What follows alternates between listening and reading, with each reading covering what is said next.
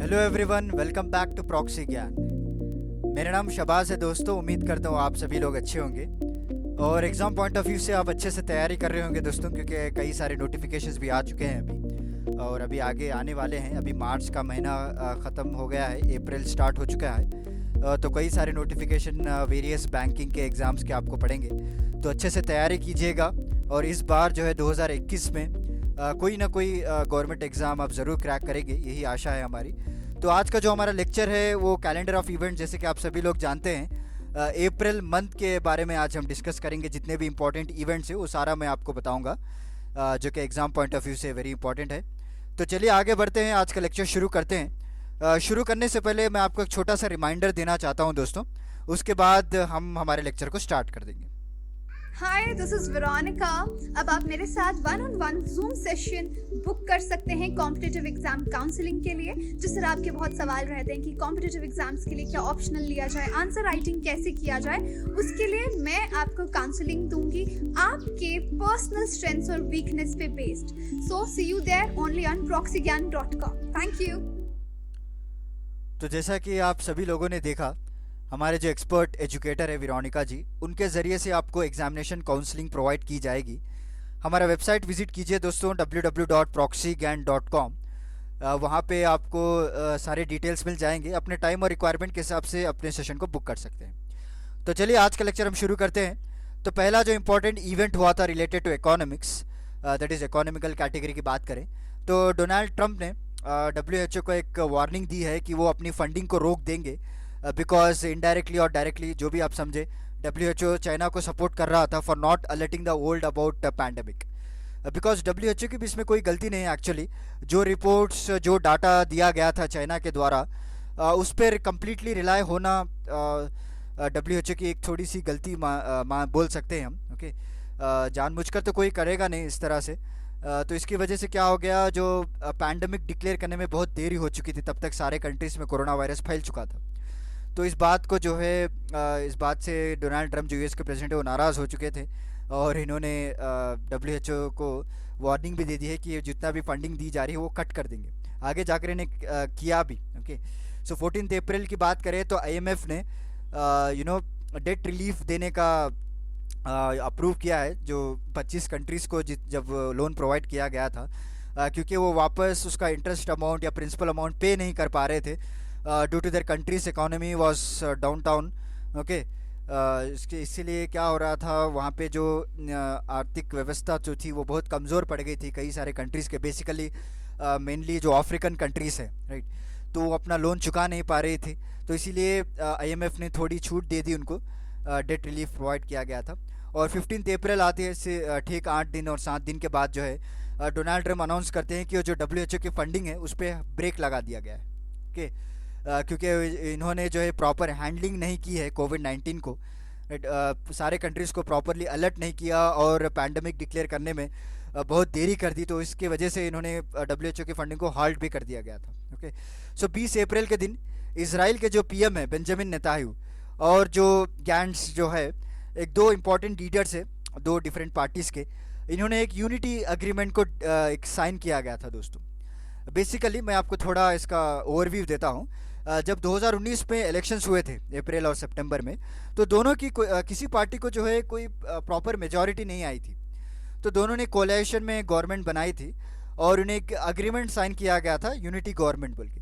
मतलब इसके तहत ये है कि अक्टूबर 2021 तक, यानी इस साल 2021 तक, जो बेंजामिन नेतान्याहू है वो प्राइम मिनिस्टर बने रहेंगे इसराइल के, और तब तक ये जो गैंट्स है ये वाइस प्राइम मिनिस्टर बनाया जाएगा इनको, राइट। और उसके बाद ये डिफेंस सेक्टर को भी हैंडल करेंगे, राइट। ये सारा कुछ जिम्मेदारी इन्होंने ले ली है। 2021 के बाद फिर पोजीशंस विल बी चेंज। तो इस यूनिटी गवर्नमेंट डील में लिखा गया था इस तरह से। This is a small overview about this agreement. तो चलिए नेक्स्ट बात करते हैं। TCS को जो है एग्रीमेंट प्रोवाइड की गई दोस्तों, उनको कॉन्ट्रैक्ट दिया गया है कि इसराइल की जो फर्स्ट फुल्ली डिजिटल बैंक है उसको रिनोवेशन किया जाए, उस पर प्रॉपरली जो भी सॉफ्टवेयर्स है, इंफ्रास्ट्रक्चर्स हैं, सारा कुछ आपको TCS के द्वारा बिल्ड किया जाएगा। नेक्स्ट, आर्टिफिशियल एनेबल्ड 365 माइक्रोसॉफ्ट, ये सक्सेसफुली इंडिया में लॉन्च किया गया था रिसेंटली।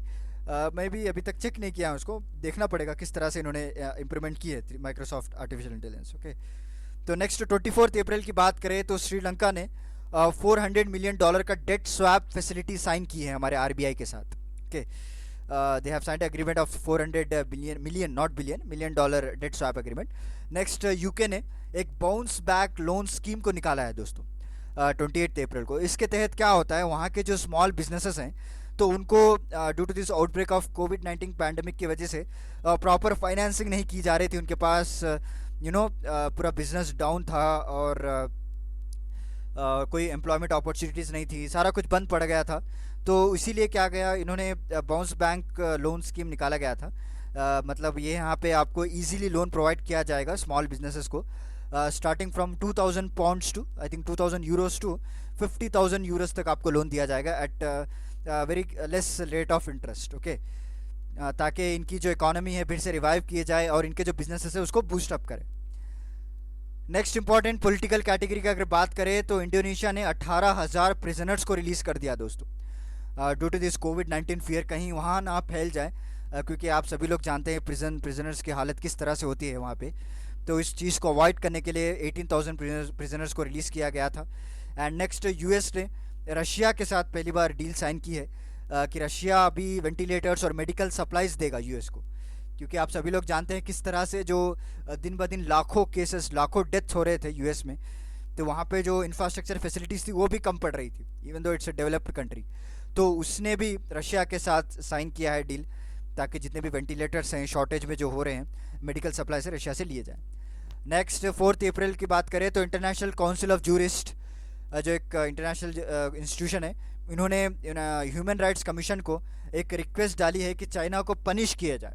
ओके, ओवर कोविड-19 का डाटा छुपाने के लिए वहाँ के जो लोगों को तकलीफ़ दिया गया था, वहाँ के जो विजिल ब्लोअर थे ली विंगलॉन, वो भी कोविड-19 से मर चुके थे, उनके बोलने के बावजूद भी उनकी बात को दबाई गई वहाँ के गवर्नमेंट के द्वारा, क्योंकि आप सभी लोग जानते हैं वहाँ के वन पार्टी सिस्टम चलता है, कम्युनिस्ट पार्टी है वहाँ पे, और वो नहीं चाहते कि उनकी कंट्री के पर कोई आलोचनाएँ आए, राइट, चाहे वो किसी की जान भी ना चले जाए। तो वहाँ के जो ह्यूमन राइट्स को वायलेट किया गया था तो कोविड-19 की वजह से, तो इन्होंने रेकमेंड किया है इंटरनेशनल काउंसिल ऑफ जूरिस्ट को कि प्रॉपर पनिशमेंट दिया जाए चाइना पर, उनके पर सैंक्शंस लगाए जाए, राइट। तो 5 अप्रैल में आपको जो काबुल का गुरुद्वारा अटैक था जो हुआ था थोड़े दिन पहले, उसके मास्टरमाइंड को पकड़ा गया था दोस्तों। ओके, और न्यूयॉर्क ने 1100 वेंटिलेटर्स मंगाए हैं with the help of China. जो चाइना ने क्या किया था पहले देखिए, पहली बात तो जब पैंडेमिक वहाँ से फैल रहा था चाइना से, तो कई दिनों तक कई सारे केसेस पाए गए थे, बट सडनली या वहाँ की गवर्नमेंट डाटा छुपा रही है या पता नहीं ग्राउंड रियलिटी क्या है, सडनली वहाँ पे जो केसेस है आना बंद हो चुके हैं। Even the China was going at the bottom position now, US आगे आ रहा था, ऊपर चले जा रहा था टेबल के, इटाली जो है वहाँ पे ज़्यादा केसेस पाए गए थे, बट चाइना के जो केसेस थे एकदम स्टैग्नेट हो गए थे दोस्तों। पता नहीं या तो उनको वैक्सीन मिल चुकी थी उस वक्त, या वो लोग डाटा शेयर नहीं कर रहे थे, it's God's known that one. But उसके बाद चाइना सडनली वेंटिलेटर्स को सप्लाई करता है, कई सारे कंट्रीज़ को मास्क सप्लाई करता है, पीपी इक्विपमेंट सप्लाई करता है, बट दो दे आर कई सारे डिफेक्टिव पीसेस भी निकले थे उसमें, that is rest apart. But एक डिप्लोमेटिक सिचुएशन क्रिएट कर दिया है सारे कंट्रीज़ के ऊपर। ओके, सारे कंट्रीज़ मजबूर होकर यहाँ से सारे प्रोडक्ट्स इंपोर्ट कर रहे थे, तो ये डिप्लोमेटिक चैनल बना दिया इसने कोविड-19 को भी। तो चलिए आगे बढ़ते हैं। नेक्स्ट उसके बाद 7 अप्रैल, अभी मैंने बताया ना, वुहान ने पहले तो लॉकडाउन लिफ्ट कर दिया गया था, उसके बाद ट्रैवल जो लगाया गया था इंटरनेशनल ट्रैवल, डोमेस्टिक ट्रैवल, उसको भी लिफ्ट कर दिया गया है। मैं ये 7 अप्रैल की बात कर रहा हूँ। हमारे इंडिया में लॉकडाउन लगाकर 1 महीना भी नहीं हुआ था, ये लोग सारे बैन्स हटा दिए भी थे। ओके, हटा दिए हुए थे। तो पता नहीं ये लोग क्या वैक्सीन मिल गई थी उनको या न जाने क्या ग्राउंड रियलिटी थी। तो 8 अप्रैल की बात किया जाए तो मुजीबुर रहमान थे, जो कि जो फाउंडिंग फादर ऑफ बांग्लादेश कहा जाता है इनको, इनके जो किलर थे उसको मार दिया गया, हैंग कर दिया गया, नॉट मार दिया गया, हैंग कर दिया गया था आफ्टर 45 ईयर्स। अब्दुल माजिद इसका नाम था, राइट। एक एक्चुअली कैप्टन था दोस्तों, मिलिट्री कैप्टन था, तो उसने हत्या कर दी थी मुजीबुर रहमान जी की। उसके बाद 45 ईयर्स के बाद इसको हैंग कर दिया गया था। तो चलिए 10 अप्रैल में देखेंगे तो पीएम जो बेंजामिन नेतान्याहू है, हमारे इंडिया के द्वारा कई सारे मेडिकल सपोर्ट दिए गए थे उनको, उनकी कंट्री को, पीपी इक्विपमेंट सप्लाई किया गया था, HCQ भी हमने उनको एक्सपोर्ट किया गया था। तो उसके लिए इन्होंने ट्वीट कर कर हमारे जो इंडियन प्राइम मिनिस्टर उसको थैंक्स भी कहा है, उस जैसा हमने इंपोर्ट किया था, एक्सपोर्ट किया था sorry, for US also, right.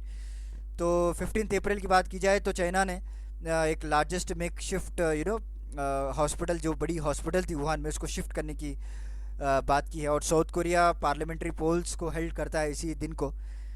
This are not so important news, okay. So 17 April में जो फिलीपीन के प्रेसिडेंट थे रोड्रिगो, तो उन्होंने मार्शल लॉ लगाने की बात की थी दोस्तों, ताकि इस कोविड-19 को कंटेन कर पाएँ, ओके। वहाँ के लोग सुन नहीं रहे थे सीधा, but he announce that martial law लगाया जाएगा अगर इसी तरह से कंटिन्यू होगा। और UN एक्सपर्ट जो थे उन्होंने 14 शिप्स को ब्लैक लिस्ट कर दिया गया था वो नॉर्थ कोरिया सैंक्शंस को लेकर, क्योंकि आप सभी लोग जानते हैं नॉर्थ कोरिया FATF की ब्लैक लिस्ट में आता है, उस पर वहाँ पे भी सैंक्शंस लगे थे और UN के द्वारा भी इनको सैंक्शंस लगाया गया था। एंड नेक्स्ट, ईरान एक मिलिट्री सैटेलाइट को लॉन्च करता है अमिड US टेंशन। मैं इसके बारे में डिटेल आपको बता चुका हूँ 22 अप्रैल के दिन, क्योंकि जो सैटेलाइट का नाम था I think victory satellite, right. 25 अप्रैल को चाइना ने कोविड-19 वैक्सीन को क्लिनिकल ट्रायल्स देने की अप्रूवमेंट दे दी गई थी, ओके। और ब्राज़ील जो है एक कोरोना वायरस का हॉटस्पॉट बन चुका था लास्ट मंथ, अगर आपने देखा होगा तो हमने स्पेन को माना था हॉटस्पॉट। अब वहाँ से ब्राज़ील में ज़्यादा दिन ब दिन केसेस बढ़ते आ रहे थे, तो एक ब्राज़ील को भी कोरोना वायरस का हॉटस्पॉट बना दिया गया। नेक्स्ट, साइंस एंड टेक्नोलॉजी की बात करें, चाइना ने फिर से मार्स मिशन लॉन्च करने की बात की है और इसका जो नाम रखा है इन्होंने तियानविन-1, ओके। तियानविन-1 इसका नाम है मार्स मिशन का। जिस तरह से हमने मंगलयान को लॉन्च किया था, तो उसी तरह ये लोग अपने भी एक सैटेलाइट को अपने उसके ऑर्बिट में रोटेट करवाना चाहते हैं, तो इसीलिए इसका मिशन का नाम है तियानविन-1, ओके। बहुत डिफ़िकल्ट नाम होते हैं यार इनके। और 25 अप्रैल में FDA ने पहली बार जो है एक होम कोविड-19 टेस्ट किट को अप्रूव किया है, ताकि घर के पास जाकर टेस्ट कर पाएँ कई सारे लोगों के पास। इससे क्या होता है, जितने भी टेस्ट है ये ज़्यादा रैपिडली हम कर सकते हैं और रैपिडली केसेस को डिटेक्ट करके उस एरिया को क्वारंटाइन कर सकते हैं या रेड जोन बना सकते हैं, what ever its rest in the hands of government, okay. तो चलिए नेक्स्ट जो हमारा मिनी फैक्ट है उसके बारे में बता देते हैं। तो तियानविन-1 जैसे अभी हमने पढ़ा एक मार्स मिशन है, राइट। तो इनका मेन फर्स्ट चाइनीज स्पेसक्राफ्ट है दोस्तों, जो कि मार्स के ऑर्बिट में रोटेट करेगा। लॉन्च्ड ऑन जुलाई 23 को इसको लॉन्च किया गया था थ्रू कौन सी रॉकेट का नाम था इसका, लॉन्ग मार्च 5 रॉकेट, ओके। सो ये मार्च 5 इज़ नॉट ए डेट दोस्तों, ये रॉकेट का नाम है।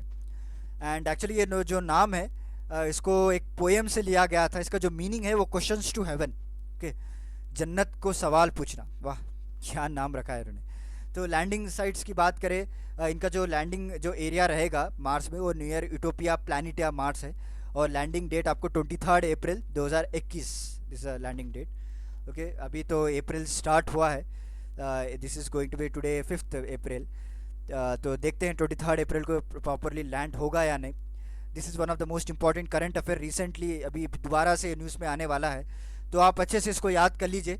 डायरेक्टली आपको एग्ज़ाम में पूछ सकते हैं, इतना डीप में नहीं पूछेंगे आपको, जस्ट इसका सैटेलाइट का जो नाम है, जो चाइना का मार्स मिशन का नाम है, उसको दे दिया जाएगा और एक कौन सी कंट्री से रिलेटेड है वो आपको सवाल पूछ सकते हैं, USA, इंडिया, जापान या चाइना, इस तरह से आपको ऑप्शंस दिए जाएंगे। तो चलिए आज का लेक्चर यहीं पे समाप्त होता है। उम्मीद करता हूँ कि आपको आज का मेरा लेक्चर पसंद आया होगा। मिलता हूँ फिर मैं आपको अगले लेक्चर के साथ कुछ इंटरेस्टिंग टॉपिक के साथ। तब तक के लिए धन्यवाद दोस्तों।